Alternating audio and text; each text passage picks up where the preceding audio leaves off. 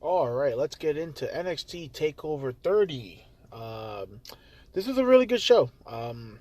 This was a really good show. I thought every match did pretty damn good. I was a little disappointed by the main event, but we know reasons why. But let's get right into it. We started off with Finn versus Timothy Thatcher. This was just a straight up old school wrestling match right here. Uh, like I said, it was very, very like on the ground, which I liked. There was a spot where Timmy fucking saw like I think it was Finn Balor went for the double stomp, but his knee like buckled, and they did this great spot where he just like they like zoomed into his face, and he started like getting this weird look in his eye, and he started just destroying Finn's knee. Big double stomp though. He ends up hitting the double stomp, hitting a Bloody Sunday, and getting the win over Thatcher. I was very, very shocked. I really thought Thatcher had him. It sucks this match was kind of thrown together last minute, but it was a pretty good match. I would have preferred Thatcher winning, honestly. But this is what Finn. I think Finn holds the records for most takeover wins. I think that's what I know. Maybe they're doing that or something. But I feel like Finn's ready to go back. I feel like Finn has healed enough, and people could take him seriously again. Like I said, it's been a whole year. It's been a year and some change now since the Fiend destroyed his ass on fucking was that SummerSlam? Yeah, it was SummerSlam. So yeah, it's been a fucking year. So I think it's time. I think it's time we bring Finn back. I don't know if he's gonna be part of Retribution or whatever the Finn's got to do.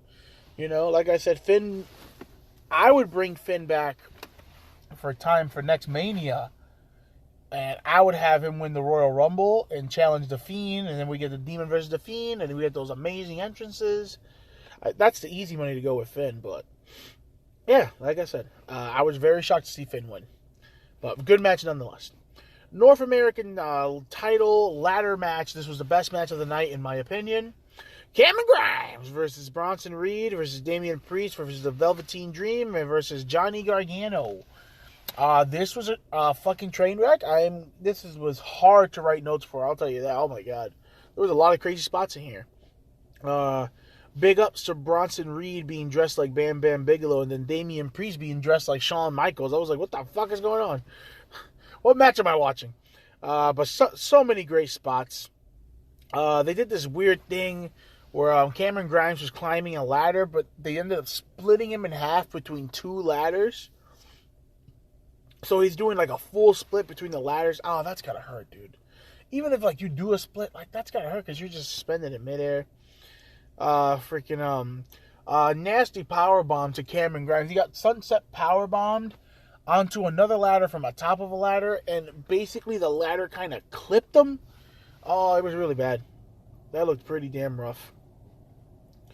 Candice LeRae ends up getting involved to try to help Johnny Gargano. She hops on Bronson Reed's back.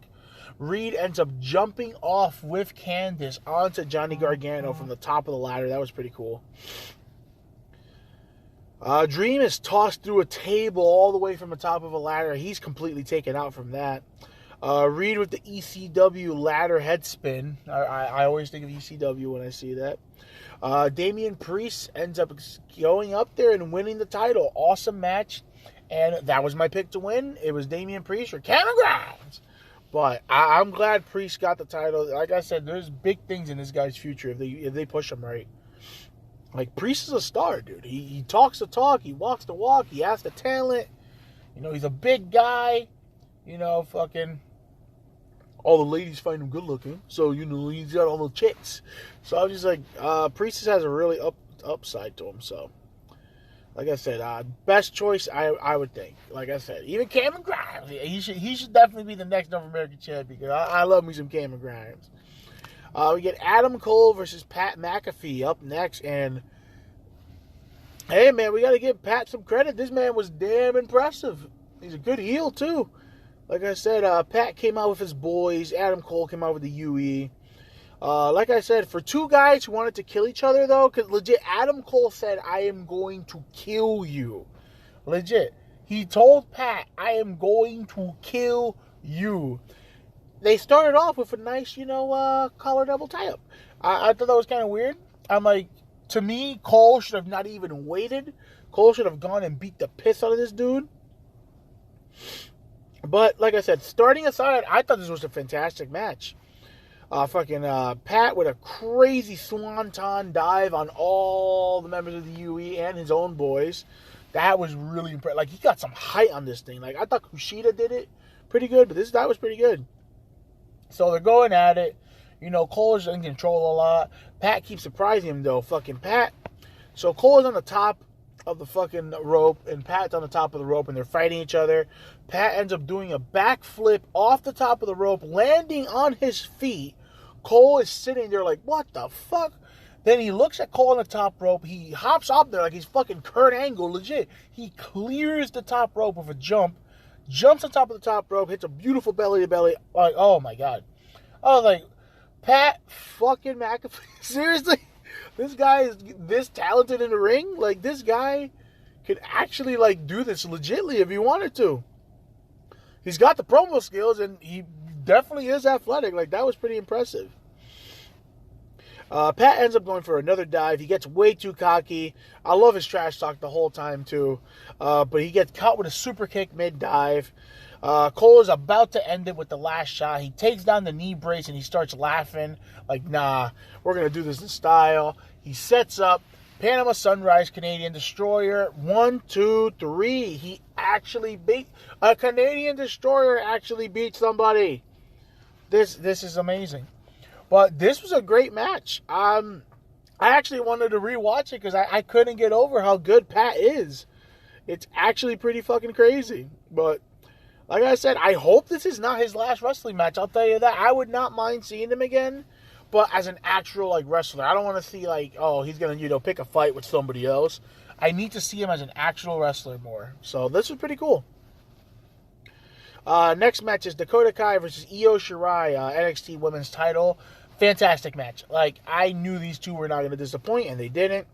Io scared the fuck out of me. This girl almost killed herself. I don't see people really talking about this. She ends up doing, like, Io does this thing when, you go to attack her with a clothesline. She ducks, and then she does, like, a beautiful backflip handstand, and, she lands on her feet. She goes to do that, and she ends up fucking DDTing her own neck. She legit backflips on her neck. She does this, like, weird motion. I'm just like, oh my gosh. She was paralyzed for, like, 2 seconds. Other than that, the match is fantastic. The girls are going at it. Ref gets taken out. Io hits the moonsault. Nobody there. Raquel finally rears her head. Comes out. Powerbomb to Io. Gets the ref. Puts Kai on top of Io. Gets the ref again to count it. Io kicks out. Io with a moonsault out to the floor. Takes both of them out. Io wins, hitting another moonsault in the win, and Io finally gets the win. There was a near fall where Kai I thought she had it. She ends up hitting the detonation kick, or whatever she calls it, go to Kai or whatever. But yeah, she hits a detonation kick, and she actually got a really good near fall to me. I thought she was actually going to win. But like I said, it's way too soon to have Io lose. Io is the best women's champion they could have right now.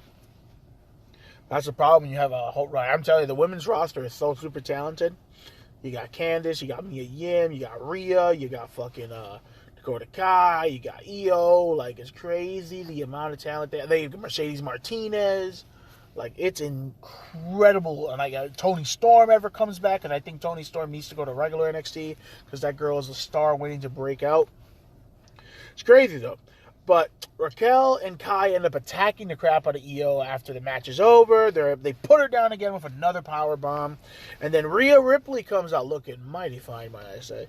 Rhea Ripley comes out. She stares a hole into Raquel. They're about to go at it. Dakota Kai's like, no, let's get out of here. Io gets up. Io starts celebrating. Rhea ends up walking away. But then you see this cool shot, right? You see a cool shot of fucking Rhea walking away. She goes to the top of the ramp. She sees Io celebrating, and she's just staring a fucking hole through Io. So we could be getting maybe heel Rhea Ripley. I doubt it, but I even said I definitely think she needs a rematch. You know what I'm saying? So yeah, like I said, women's match was awesome. Priest celebrates his win in a hot tub with a bunch of chicks. The man jumped in there with his own pants on. He had his boots on still, too. I'm like, man, you're going to mess up that awesome ring gear you had on. He just jumped up in there. This dude crazy. Yeah, I thought it was pretty funny. All right, main event time. So, Killer Kross, Karrion Kross, whatever you want to call him. I'm just going to call him Killer Kross. Killer Kross versus Keith Lee, NXT title match. I was very disappointed. First of all, my first disappointment. This match went way too long. I feel like they kind of did a disservice on making Kross. Like, I understand you don't want to bury Keith Lee, but he's fucking leaving anyway.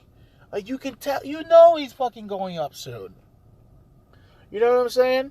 So, that disappointed me.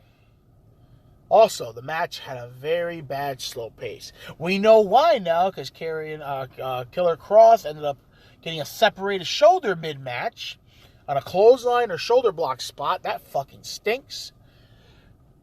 But, this match is just very, very badly slow-paced.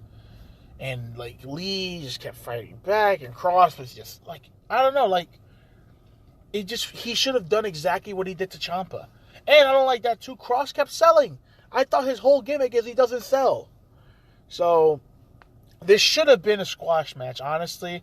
They should have Lee gone in there. He should have gone in there, done the spirit bomb, hit the BBC, hit all that shit, and have Kross kick out. And Kross just destroys him right after. Like I said, big strikes back and forth. That's basically what the match was. It was a couple throws and them hitting each other really hard.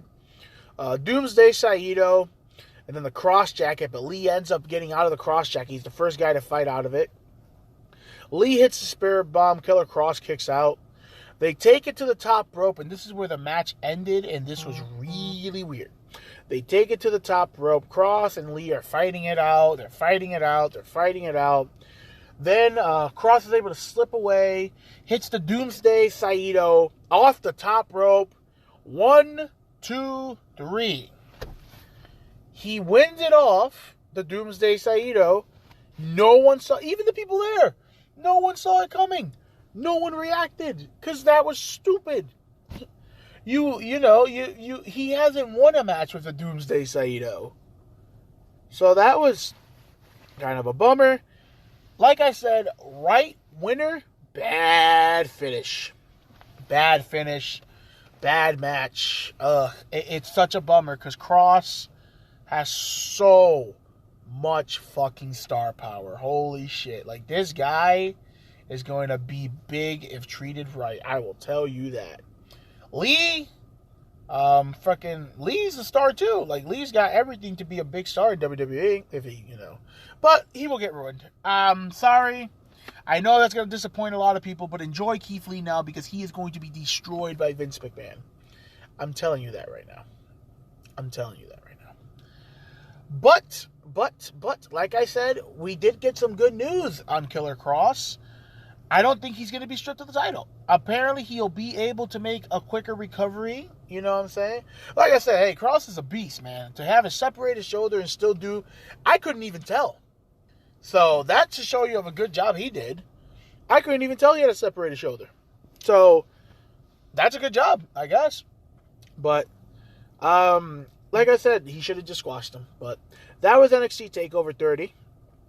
Finn and Thatcher was a good opening. North American title ladder match was fucking fantastic.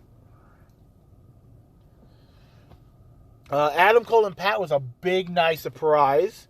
Dakota Kai and Io, of course, amazing.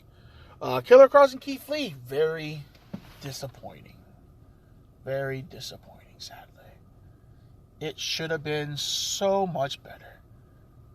Like I said, exactly how he fought Ciampa is exactly how the match should have gone. But hey, like I said, the guy did have a separated shoulder, so maybe their match could have been a lot better. You know what I'm saying? But we'll never know now. We'll never know. But that's NXT TakeOver 30.